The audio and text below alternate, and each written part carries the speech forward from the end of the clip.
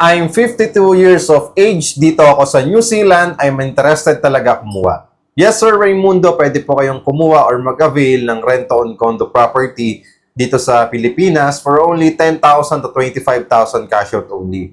Yes, yun lang po talaga yung ika-cash out natin. Wala na pong down payment and wala na pong hidden charges. Maganda po dito, lifetime ownership na. So, napakababa na ng ilalabas mong cash out, di ba? 10,000 to 25,000 cash out only. Mas mura pa compare sa 1 month advance, 2 months deposit kapag mangungupahan tayo. Sa mga nagre-renta dyan, okay? Huwag na kayo mangupahan. Kumuha na kayo ng sarili nyong unit dito. Lifetime ownership na, may clean title ka pang pangahawakan. Okay? So, maraming salamat, Sir Raimundo, sa pag-comment ninyo. Sa mga OFW clients natin dyan na patuloy na nagsisipag para sa mga mahal natin sa buhay at sa mga pangarap natin, okay? Mag-invest na rin tayo sa property para maprotektahan din natin yung pera natin. At ang maganda sa property, walang lugi, di ba? Napakaganda kasi investment mo, secured na secured talaga yung finances mo.